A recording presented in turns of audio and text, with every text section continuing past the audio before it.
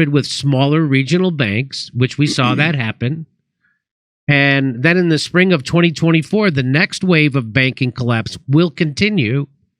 And then in November 2020, the CEO of the Bank of America, Wells Fargo, and JP. Oh, where's the rest of that? Oh, anyway, so I just have this spidey sense that I've had that there's no way this is going to be sustainable. And now that they're cutting rates, that's a bad sign. Now, a lot of people would think that's a bad sign. That's why banks are buying gold. And so you think we're headed for another banking collapse? Well, when you look at history, when something needs an airline, right? If it needs money from outside the ticket sales and how the airline generally generates money, right? It ends up in bankruptcy court. Yeah. And it needs a cash infusion from outside of itself. So if the government is creating debt, it means it doesn't have enough money to pay the bills the economy is costing. Right. So when they print money, they're bringing money in from an external source, if you will. Right. Same thing here. And, I could send you the links to this research right out of the Fed's website, where they host data like this, that they decided to reduce bank reserves from 20% or so to zero. So that if you were holding $20 billion in reserves, you now had $20 billion you could use to shore up your financial institution. And I make no financial projections or am giving financial advice, and I'm not an expert in the way that I've been trained to understand the man-made financial system in its entirety. But what I am, hopefully, is for folks to understand taking very complicated discussions like these and flatten them out onto the kitchen table and make them very simple. If I needed to borrow $11 million a year, right, to keep my business going, there's no point to me being in business. It's a falsehood. I don't have any customers. There's no reason for me to do what I do because what I'm doing is a failure. If the government needs money from outside of itself by printing money from the Federal Reserve, it's a failure. If a financial firm, an airline needs external sources of money continuously, not just for the month of March, if you will, right? Then that says to me that thing is not viable. It's not really alive, living under its own might. Okay. All right. We just found out that the former Prime Minister of the UK said in an interview that when she became Prime Minister, she realized that she didn't run things, that the people who ran things were the bankers, and that the head of the bank in England could not be fired, but she could be. Oh, yeah. And that's when she realized, oh my God, we're not really in control here. That's according to the former Prime Minister of the UK. Mm-hmm. And so, of course, that's the exact same situation. Barack Obama, when he was running for president, it got revealed. Citibank, after he won the presidency, Citibank sent an email to him and his campaign, and they had a list of all the people they wanted in his cabinet. Every one of those people on that list made it into his cabinet. Yeah. And that's who's really running the government. That's why it's a joke to think that the people in Congress or Joe Biden and his neocons surrounding him, the warmongering maniacs, are actually making these decisions. They're getting orders. Yeah. They're being ordered by the billionaire class who actually doesn't give a shit about this country. They don't care about citizens or voters or anything. And they have an agenda. And right now, their agenda is to prop up this banking system any way possible. But at the same time, they're screwing us overseas. And that's why the rest of the world, we started to use our fiat currency as we weaponized it against people with our sanctions, right? So our foreign policy is all about sanctioning people, and we can do that because everybody had to hold American dollars and trade in American dollars. Well, now and that was a big part of why Gaddafi, they took him down, because he wanted to create a currency just for Africa, and they can't have that because then we can't control them. Right. And so... So the international billionaire class are being such reckless actors, and so they're weaponizing the dollar so much that people are going away from the dollar. Yeah, and that's going to screw our whole economy up, and that's going to crash our. And so the same people who did it in 2008 are the same people in charge now. and they're going to do it again. That's why I feel. I agree. I mean, that's what following the breadcrumbs, keeping it simple for simple folks that don't have 6 degrees in economics. Every action has a reaction, right? If you're literally going to make the choice to turn your nation's currency into toilet paper, you have no interest in protecting or defending the rights of the citizens that live within the land. Right. You literally have no damn to care. It's unbelievable. And so here we are. I've said before on the show, when I look around and do research, I'm finding that the dollar is worth somewhere between 4 and 2.7 cents. Backed by gold, it was worth 100 cents. In the year 2000, it was worth 56 cents. So the decision-making of Washington, and then those that are in alignment with Washington holding the purse strings to financial campaigns or influence or what have you, Wall Street have been making this choice that enrichment in America comes from destroying the dollar. And that journey's just about over. And that journey, it seems like it. It really does. Okay, over to Steph. All right. Hey, really quick question, Paul. Okay, it might be silly, but my question is, okay, so let's say I have gold. Uh-huh. Okay. Where do I spend it? Yeah, I get this question all the time. And there are no silly questions. Because how many questions do you answer for yourself before you go buy another car or get a different house, right? You answer all the questions before you say yes. So everyone has to have these questions answered before they can say yes to something or fully, feel comfortable understanding it. So one example would be if all of a sudden the electrical grid was over, how would you pay for stuff? And no major, big box stores would never probably be able to pivot to taking gold and silver, but something would rise up in its place locally, the local farm stand. No, you're not probably going to be able to pay for gas at the gas station with precious metals. The world would change, right? There isn't an answer to every question in the way that what situation could we be in and how will it go? But economic activity is always driven by hunger. It's the one thing we can't solve. I could eat 50 pounds of food today and throw up all night, and I'd still be hungry tomorrow. So I'm either going to buy that food with something, I'm going to create work that creates money for me and pay the farmer for food, or the farmer's going to grow it.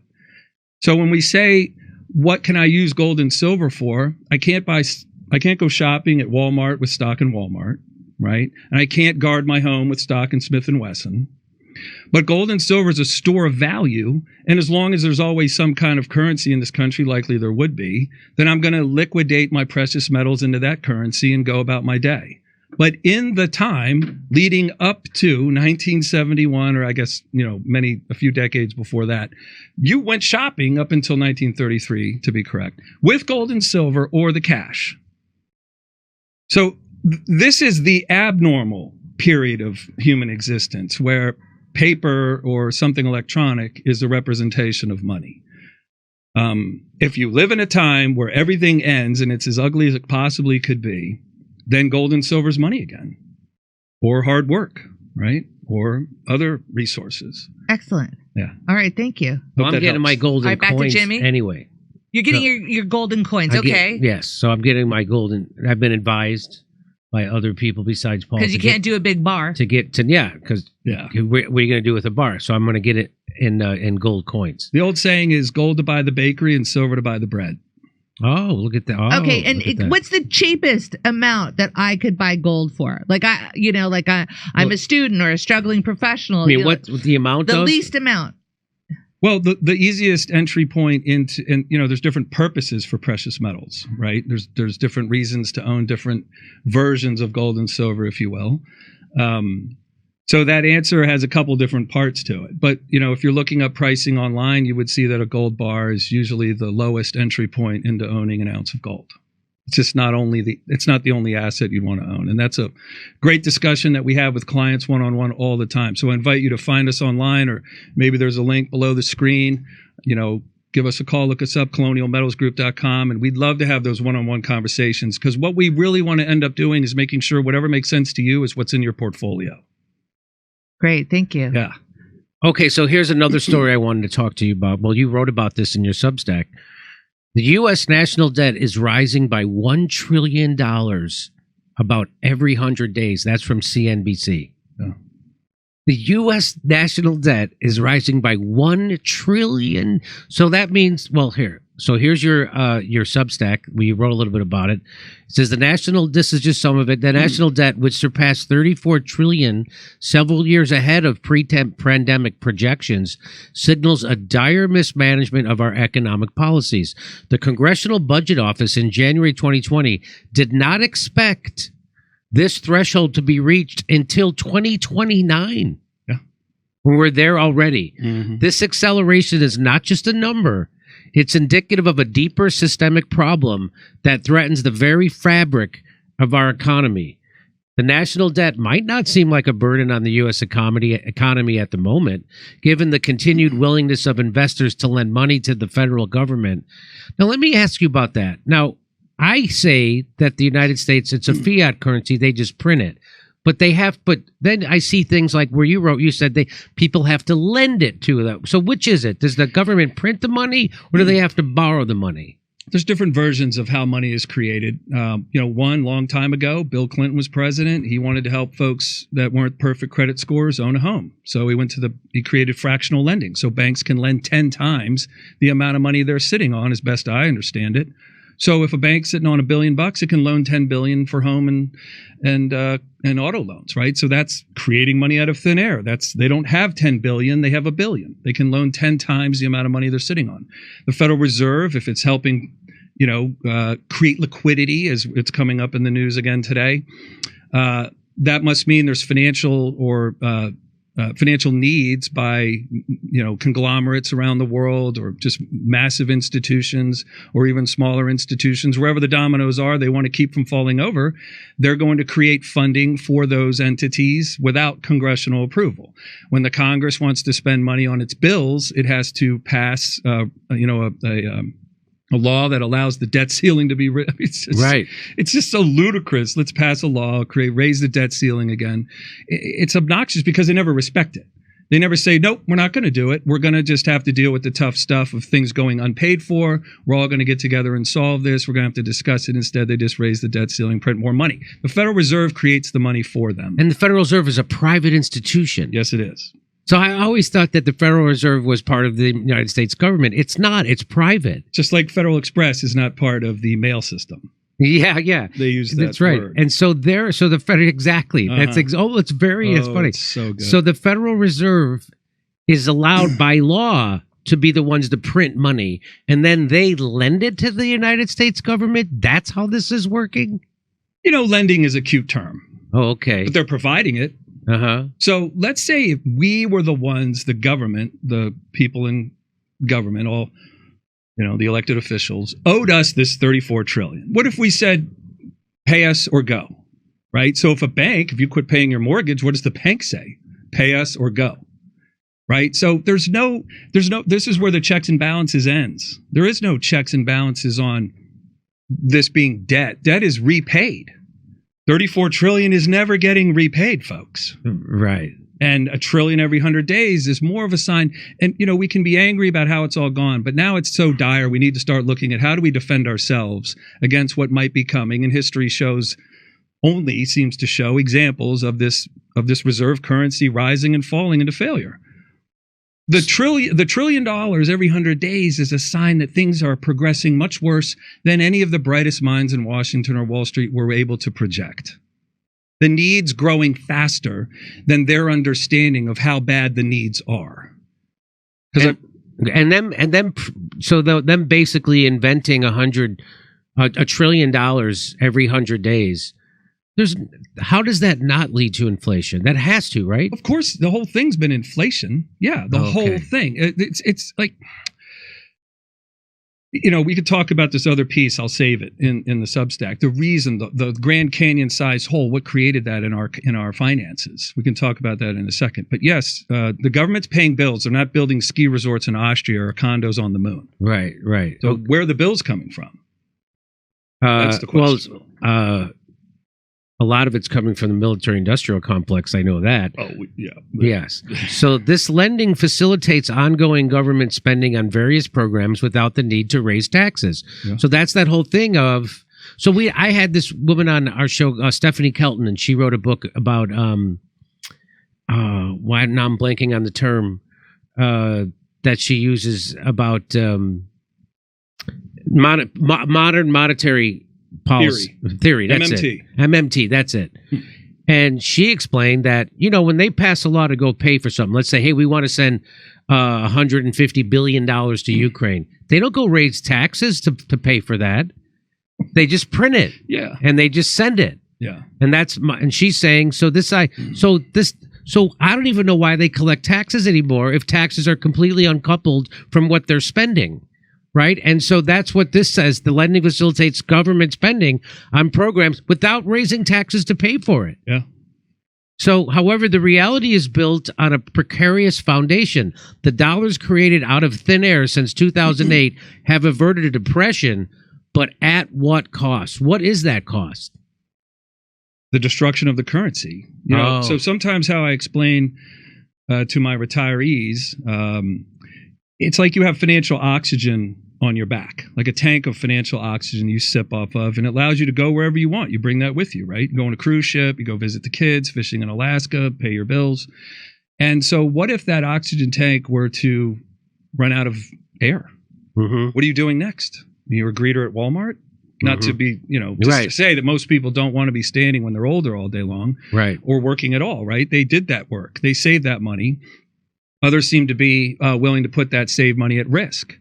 So the ultimate threat is that the currency is destroyed. And so therefore the values within that currency, it would make sense to me, would disappear with it. And the one calculation I can give to just help people visualize what that might be is that, if the dollar's worth 100 cents and a home's worth 20 grand, and today a home's worth 440 grand and the dollar's worth 3 cents, where was the change agent? We just destroyed the dollar, flooded the world with money. It ended up in real estate. And now that same $20,000 house is $440,000 today. Because we didn't, right? There's not a billion people that live here now. Right. We only have 40% more people here than when we cut free of the gold standard. So it's the exact same wood, brick, and mortar. Yeah. But now it's just worth. So that means you're saying that a big part of that is the devaluation of the dollar. Yeah, destruction of it. Destruction of its buying power. There's two measurements on it. There's how strong is the currency against the euro or the yen or the pound. And then there's the buying power of a currency. The buying power, the dollar, again, has no value unless it's backed by something of value. Back it by oil. The petrodollar was an attempt to do that, and it allowed a lot more flexibility for the government to wield bigger financial armament against the world, control the world, grow the military, just, take over. The Monroe Doctrine on absolute steroids. But living within the gold standard, then you're living within your means, and you have to live right size, and you have to be honest about things. You have to confront issues as a team. And I wanted to point out, I think the last time we heard about taxes was when Bush was running for re-election, and earlier he had said no new taxes. Read my lips. Wow, George Bush the first, you mean? Yeah. And didn't the whole world understand, certainly the part that supports political action, don't ever raise taxes. Just print the money. Yes. Just print the money. Yes. And raising taxes is political death. Yeah. Yeah. But you're right. Maybe it's $2.5–3 trillion a year they get in taxes, and they're spending, like Biden's budget was around $6 trillion. So they're obviously printing a lot more money than they take in. Why can't they just come and say, here's the problems, let's get together and solve it, America? There's a lot of bright minds outside of Washington that are solving problems every day. Everyone in this room solved some problems today successfully, right? Right. Why can't Washington do that? That's not their track record. So so they're just going to keep doing this because they don't have any other ideas, right? So this is just going to keep going on, and it's going to keep devaluing the dollar.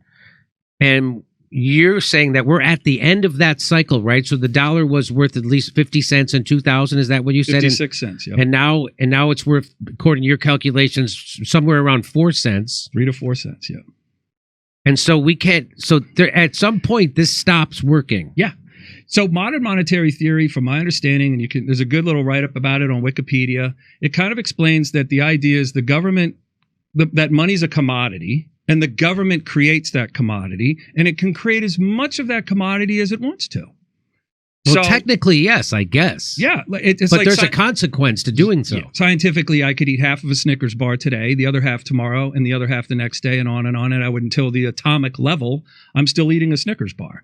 But it doesn't satisfy my hunger. Right. Okay. So it's valueless, but it still exists. So, I mean, evidenced by the fact that printing money to pay bills causes things to become more expensive, causes people in America working here need to be paid a higher wage to be able to afford working. And then those jobs go overseas for cheaper labor. And we just keep digging this hole bigger and bigger and bigger for ourselves. But, well, not really for ourselves. The government's doing it to us. And it just guts the soul of the country. Like if a currency was the steel in your financial system, the metal, the girders that everything hangs off of, the stuff behind the drywall you can't see. So if the steel in your financial system is the currency, and you build this incredible shining city on a hill, as Reagan once called it, today the steel in that financial system, in the girders, is 97% weaker than when it was built. That's what makes sense to me. Yeah. And I'd love to hear from folks that think otherwise or could prove that I'm incorrect in my assumptions. I'm always willing to learn. I am not the oracle of everything. I've certainly just read a ton about it because I want to be right. I want to be able to say things that matter to folks and help them along their way. Okay. So, and you know what's weird is that this never comes up like at a press conference with a politician. This never comes up. There's never, like, hey, what are they doing about that $1 trillion they just printed in the last 100 days? And what are you going to do about the next trillion in the next 100 days? This never gets talked about, doesn't get talked about. I mean, I don't watch CNBC, but it certainly doesn't get talked about in any other news show. No. To give credibility to the size of this number, right? I talked to a great guy earlier today. He was spreading fertilizer on his farm in Kansas. Said his dad's 93. I said, you're lucky to still have him around. His dad has lived 3 billion seconds. Oh, right. 1 billion seconds is 31 years. Right. So if everything we pretty much do on Earth is human scale, right? Planes don't hold 1,000 people, doorways aren't 10 feet tall. Couches aren't 20 feet long. Everything's kind of at a human scale. 1 trillion seconds is 31,000 years. Now, we've been doing finances with precious metals and barter and exchange for 5,000 years? So they're creating 31,000 years of debt every 100 days. 34 trillion is a little over 1 million years of money. And that might sound like a preschooler's way to look at finances. Mm-hmm. But how else do we internalize how horrific it is to create $1 trillion in debt in 100 days? So the metrics I've heard is that 1 million seconds is like 7 days or something like that, or 11 days.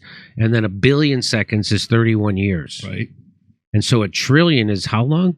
31,000 years. And another way to look at it is in $100 bills stacked one on top of the other.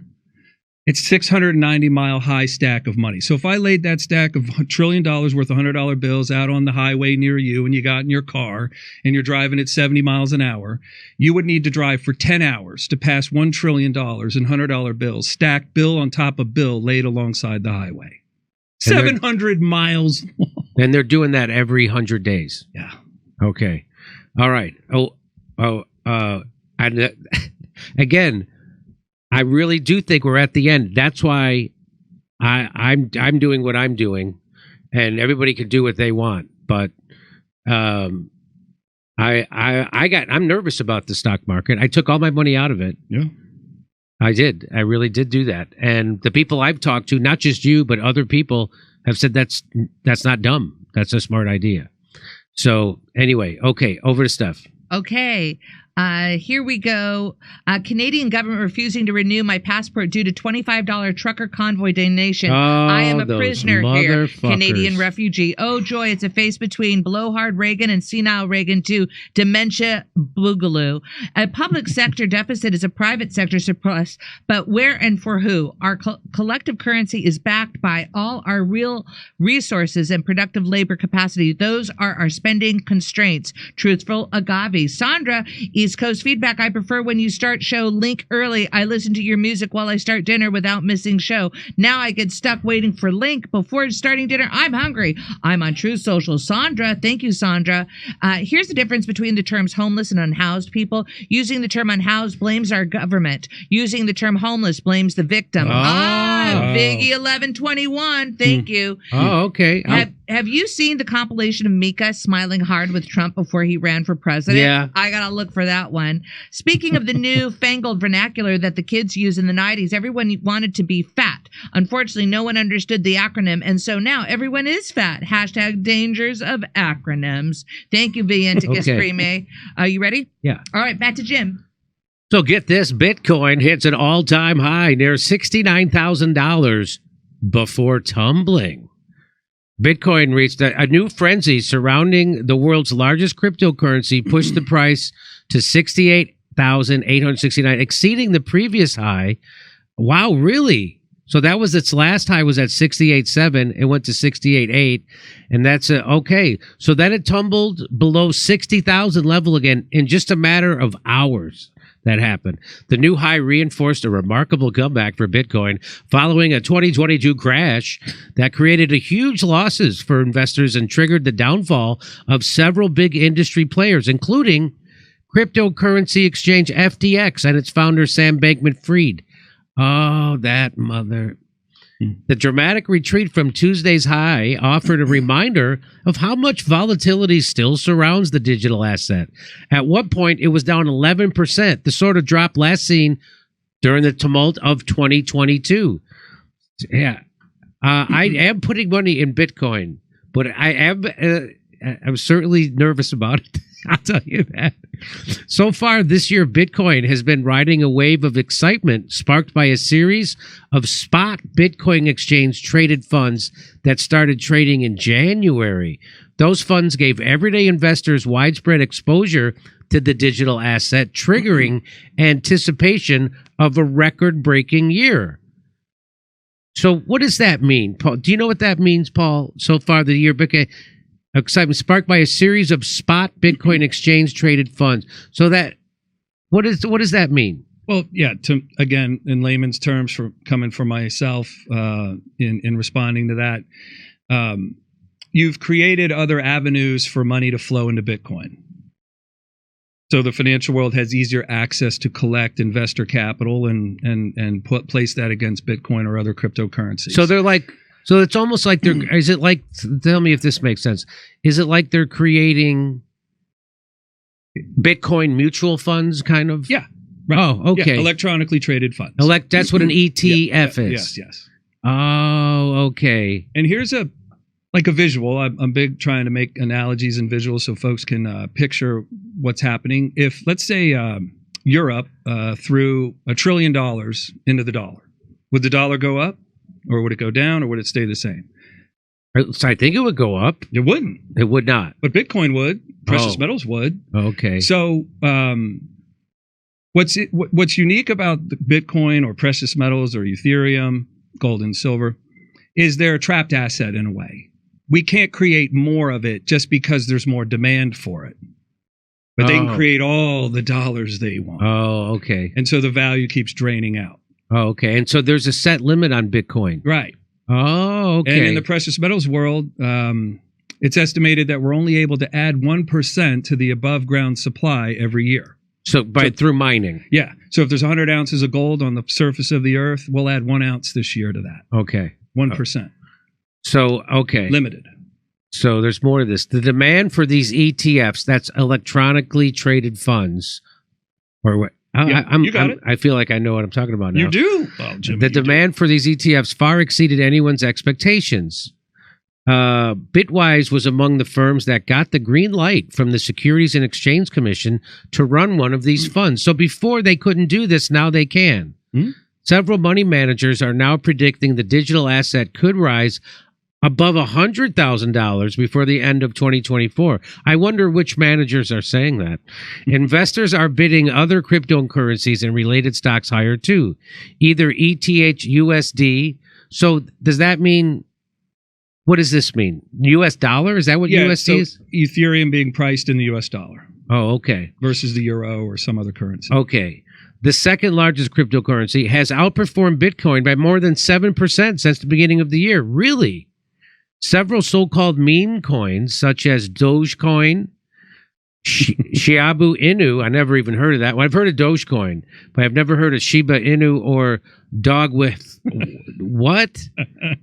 They're also surging. I can't believe people would put their money in this. This seems that anyway. One sign of the new mania surrounding Bitcoin is the trading activity in the ETFs that launched in January.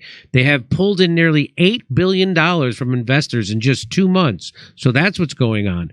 With the lion's share going to Wall Street heavyweights like BlackRock, and Fidelity Investments. No kidding.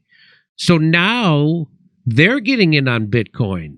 Before, they wanted to make it illegal, but now they're getting in on it. There is also a basic law of economics at play in the new market frenzy surrounding Bitcoin. Supply and demand. Fresh demand from the ETFs means more Bitcoins are being bought on average each day than new coins are being created.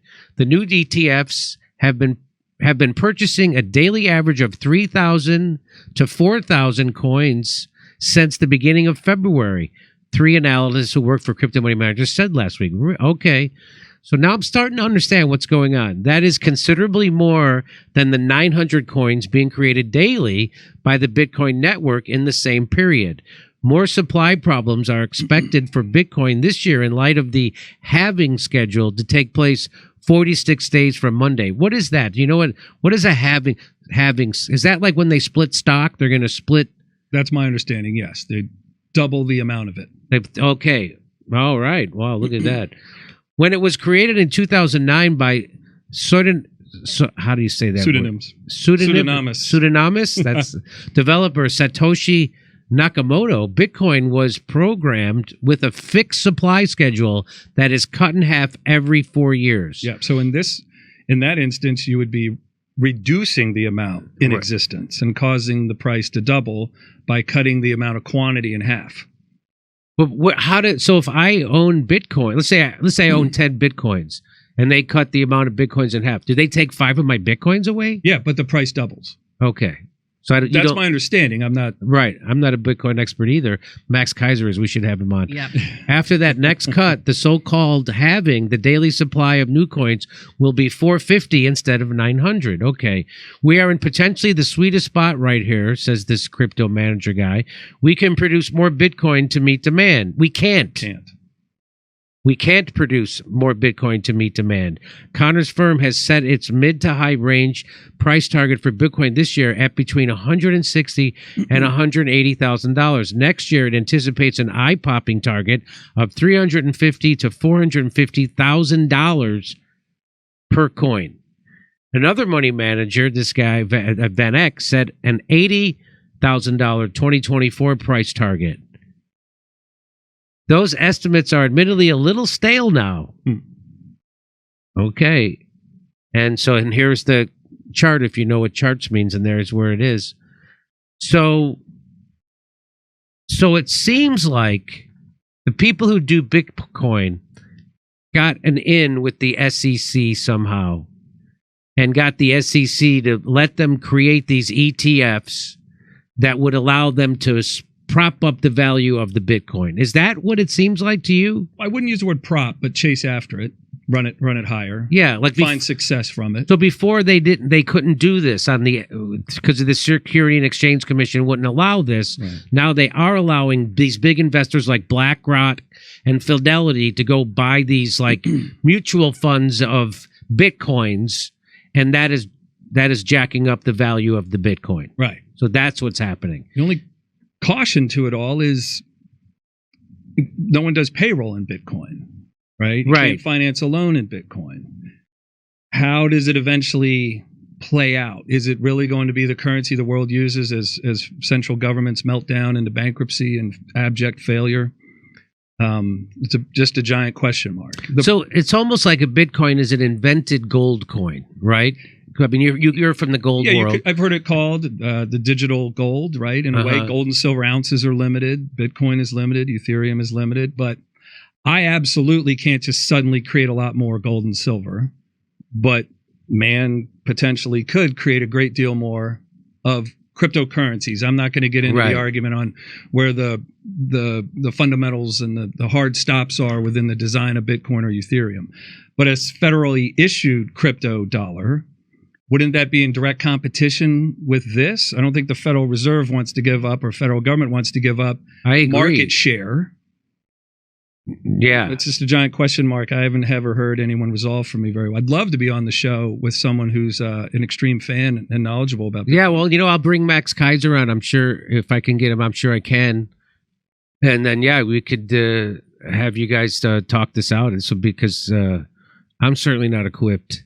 When you think about investing in a stock, they have a product, right? They make soup. They make household goods. They make lumber. They make whatever. When you look at precious metals, it can't be man-made, right? So and it exists physically. Carried across the border, you probably wouldn't go on either side of the border these days, but if you wanted to go to Europe, live somewhere else, you could take it with you. To access my electronically listed investments, I need a lot of things to work that lay between me and the connection to my investment. In Bitcoin, I need the phone lines. I need the internet because the government regulates all that stuff. So I don't trust the government allowing things to. I don't see how the government's policies are ever empowering people. So how long does this empowerment of the average person wanting to switch away from fiat currencies into a holistic global currency?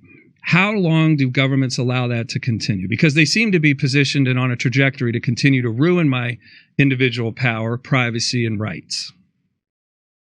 And you can foresee a day when governments around the world, including this government, just says, "Hey, you know what? This Bitcoin has gone far enough, and it's screwing over our dollar," and then they will do some nefarious action to undermine it. It's just a big question mark, right? And we look back. The governments didn't start off yesterday, right? Although many of them act like they were born yesterday. But when we look back through human history, where was the government that still exists today that is just kicking ass, serving up its people with great policies? Where is that government? So if there's no precedent, right? When the Supreme Court makes decisions, it's looking for precedent. Sometimes it's created for the first time, but a lot of times they want to base decisions off how other courts base decisions on things before. So if you're going to base your decisions on where you want your money located before a massive crisis comes around the corner or is already here and about to fall on top of us, I say there's 4 places for your money. There's physical cash in a safe at home, real estate in the financial realm, and in the vault. Okay. And I'm putting my money in the vault. But as humans, we all want to say, oh my God, what if 5 years from now Bitcoin's $1 million and we missed it? Right. So I'm also putting some of my money in the Bitcoin. Yeah. That just for that reason. Yeah. It's like, hey, it's the amount of money I'd be okay with losing. Put it that way. Yeah, that's another thing. It's when you look at the viability of risk taking, there should be quite a certainty that you're getting your money back. Yeah. And this was invented by someone we don't even know. Like maybe aliens shot it into our internet somehow, and Satoshi, Nakamoto. Who is that? Where did this come from? Are we literally investing in something we don't know the origins of? Yeah, but it's like I don't want to get left behind. I know. Hey, I'm human too, Jimmy. I feel the same way. I'm not going to talk about my positions. But, yeah. Okay. All right. Well, Paul, I appreciate you coming in. Paul Stone, co-founder and CEO of Colonial Metals Group. Also an advertiser on the show. He also advises me on where to put my money in precious metals, and has been backed up by many people outside of Paul and his company that I'm doing the right thing. So anyway, Paul, thanks so much for coming in. Always appreciate it. Always fun to talk to you. Absolutely. And look forward to reading more stuff about your Substack. Yeah. Thank you, Jimmy. And I look forward to coming back soon. Okay. Let's go to a break. We'll be right back. I'm putting a lot of my money, my retirement money, into precious metals, gold and silver. Why? Because lots of people I trust with money, Max Kaiser's one of them. He's a big Bitcoin guy, and he told me gold is a good hedge against inflation, and gold is a good hedge against the stock market. And so did Carol Roth said that. And then also, who's the guy who wrote the book from Maui, my friend? Why am I blanking on his name? Ed Dowd. So they all said this. So I'm with them. And so I'm putting that into this. And I decided to partner with our sponsor to do this, Colonial Metals Group. They're helping me set up a secure self-directed IRA where I have access to my assets no matter what the stock market and no matter what the government's doing. So let a team of experts at Colonial Metals Group help you protect your family's future. We've put together a special offer for our audience. Get this offer. Listen to this.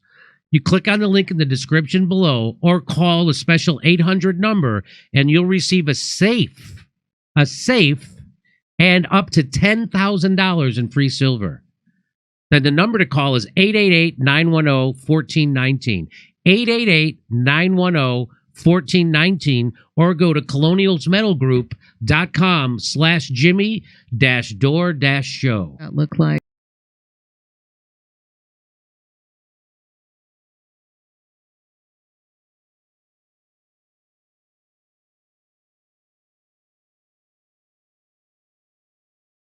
Hey, thanks for checking out our YouTube channel. Subscribe by clicking on that button down there for more AM Joy and the rest of MSNBC. And click on any of the videos right here to watch the latest interviews and highlights. And you can get more videos from MSNBC for free every day with our newsletters. Just visit